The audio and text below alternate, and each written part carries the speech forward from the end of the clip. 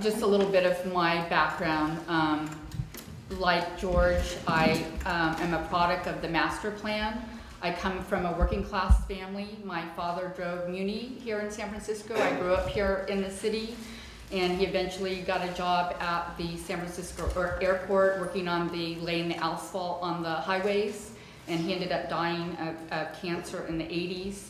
I attended San Francisco State here in the city and received my law degree up in Sacramento. I'm a cancer survivor. I'm a heart transplant recipient, and I made a very difficult choice when I spoke up about what I saw at the CTC.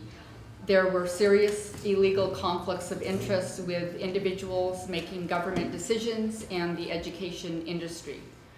Pearson, charter schools, you name it, there were a lot of friends and families on the payroll, and many of them were not disclosing their economic conflicts on their government forms that they have to file with the Fair Political Practices Commission. That's one of a number of things I witnessed, including altering documents, violating the ed code, targeting teachers depending on whether or not the school district wanted to get rid of them. And I eventually spoke up. Like I said, I called even a law professor at the time, thinking maybe I had gone crazy and if the law has turned on its head, I don't know. He said, no, they can't, they're not supposed to do that. And to make a long story short, I initiated a state audit of the agency. And I went through a really horrific time. It was in the beginning of 2010, and I was fired within months of the audit being initiated. Since that time, I have really thrusted myself into exposing the privatization of public education, and it is being privatized. A lot of it has been privatized, in fact. And I won't take too much time because we have a lot of great speakers here, but some of what I've said is already up on YouTube. But for the last almost 4 years, I have spent hours and hours up late at night going through things because it didn't make sense to me.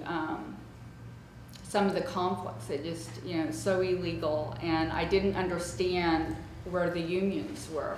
Why weren't they organizing the people to help the teachers? Teachers called me, and so what I'm about to say, it's not funny. I'm not going to be the humorous one here today. Teachers have committed suicide. They were targeted and bullied by people that Eli Broad put into the classrooms. They were watched and spied on should they report wrongdoing. I have one teacher contact me. She was noticing that African American students were being held back in a high school when they actually qualified for advanced placement. And it was in a reading class. And there's numerous stories. I was told of teachers, and then she, naively complains about it, going up the chain, complaining to management, not realizing they're all part of this privatization agenda. They're all being placed there on purpose. And of course, she lost her job, and she struggles to survive to this day. She was, she revoked her license and gets occasional sub-teaching jobs. She has a clear credential. Another man committed suicide. He was targeted, had a heart condition, and he committed suicide. There's been a number of suicides. I've been told about some. I know about some. There are teachers who have been placed in mental health facilities because they were targeted and harassed on the job day in, day out, to the point where they got themselves involved in drugs or alcohol, and that just went into a downward spiral, and they're now in rehab facilities trying to survive, but have lost their job.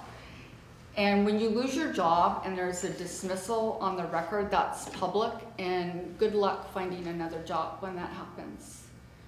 So it's a form of terrorism, it really is, an economic terrorism and strain.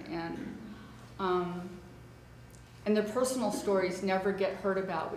We hear about these big picture intellectual discussions, but the personal stories have kept me going, because it's not right what's happening. So I continue, because my father always said before he died to fight the good fight, that that's the most important thing in life. Not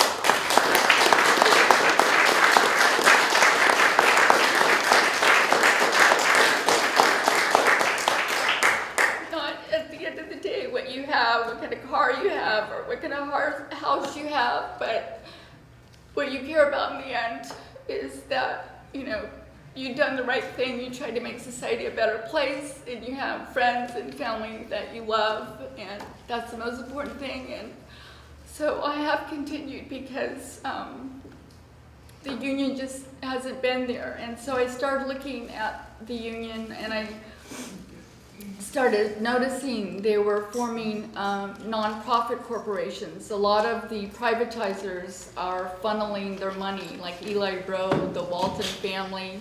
Are you familiar with the Walton family? They fund a lot of very right-wing Christian organizations that are, I would say, racist, anti-gay, you name it. They fund, you know, Family Coalition, numerous Council on the Family, and they're put people, this has become, Chris Hedges has written a really good book about this called American Fascism, The Rise in the Christian Right.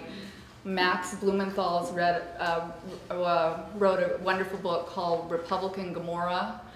And in it, if you first read Chris Hedges and you think, wait, you know, maybe he's a little, but then you start reading more and more people who have literally gone to some of these conventions and what they actually say there, and you realize these people are really discriminatory, to say the least. They have a lot of hate for other human beings that don't look or sound like them, and they're really behind this movement, and they are placing people, like I said, in the schools, in the community colleges, UC, CSU.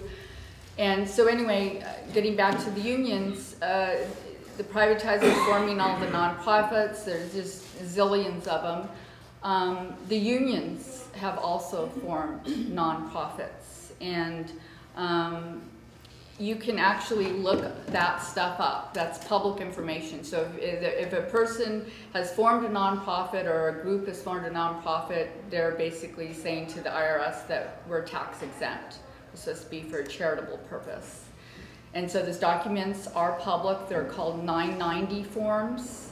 The filings are 1099, but they're 990 forms, and they can be searchable on the IRS site. There's a number of other websites that have quick little 990 lookup sites. So anyway, I started looking at the union, and I don't remember what I was looking at one night. I know it was up very late, and all of a sudden I see Randy Weingarten. Wasn't even looking for her, to be honest. Tell her who she is. And Randy Weingarten is the president of the American Federation of Teachers, the AFT. So there's two large teacher unions here in the country, the National Education Association, NEA, which the CTA here in California is part of, members of, and then there's the AFT, which the California Federation of Teachers is a part of. So the CFT president is Josh Peschault, and Jeffrey Freitas, who's a longtime lobbyist, another story for another day, who's now, I think, the secretary. And then California CTA president is Dean Vogel. Okay, so CTA, and Dean Vogel, who's the president of CTA, Dean Vogel is a school counselor, I think, Vacaville Unified. So I don't know if any of you know what school counselors make as an annual salary. I don't really either, so anyway. They're on the teacher pay scale. Okay, so what? So it depends on how long they've been teaching. What, 60,000? Yeah, Okay, 60. okay, that's fine. So CTA has formed a nonprofit called the Institute for Teaching. They receive money from Broad, from Gates, from Hewlett-Packard, from Bechtel, numerous entities. Look it up on the 990. So I started looking at the 990 compensations for the high key officers, and I saw Dean Vogel. 174,000. Is that what a school counselor makes, anyone? Okay. David Sanchez, former CTA president, 193,000. He's a teacher, I believe. Do I know any teachers making 193,000? Okay, and then Carolyn Doggett, who was the executive director of CTA, was making over $300,000. This is the non-profit, not what CTA pays and not what she gets paid, whatever district she allegedly works at. So that was pretty disturbing and shocking. And as I continued to look, Randy just kept coming up. Her real name's Rhonda, by the way, Rhonda Weingarten. And she, did people know Diane Ravitch? Yeah, yeah. I read her blog. I'm not clear what her role is now anymore. But at one point she said that Randy Weingarten was going to stop, the AFT was going to stop taking money from Bill Gates. And actually, specifically it said the AFT was going to stop taking money, their innovation fund. AFT has numerous nonprofits. I don't have enough time to go into them. But I can tell you that Randy Weingarten is on the board of Green Dot Public School, New York, with Steve Barr, who's the former CEO of Green Dot. Green Dot is traded on the New York Stock Exchange. It's literally traded on the New York Stock Exchange. It's not just a charter school, a little off in its nowhere land. And so when something trades on the New York Stock Exchange, that means they need profits, and you need profits, you expand. To expand, you close down schools, teachers lose jobs, kids have to go further distances, and it's always the same. It's low-income minority neighborhoods. It's not always, but most of the time it is, and they usually means that there's going to be stress on people, but these people don't care. They care about making money.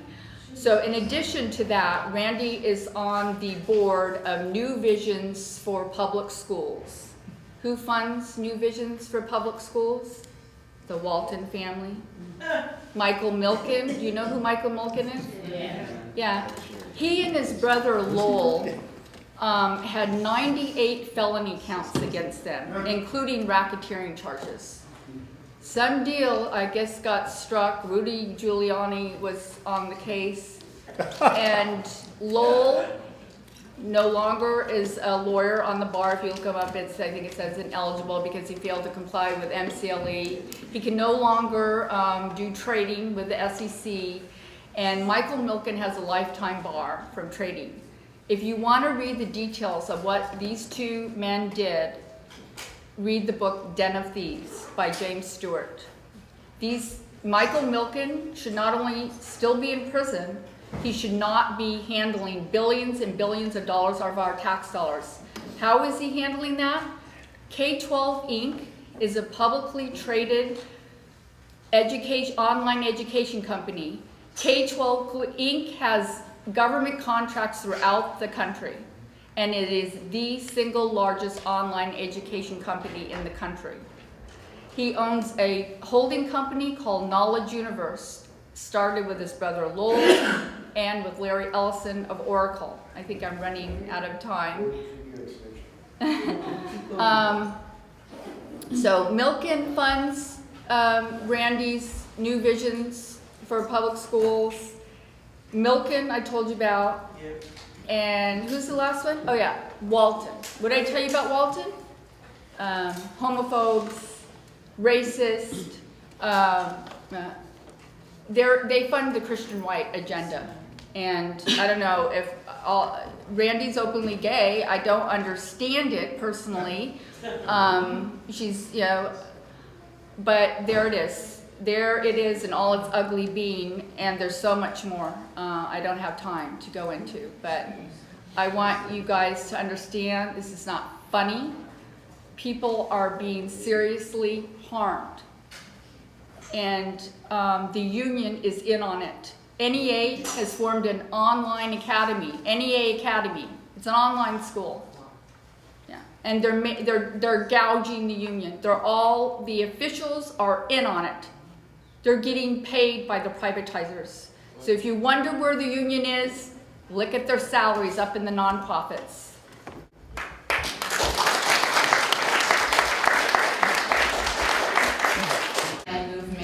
Doing is abusing the H-1B visa program.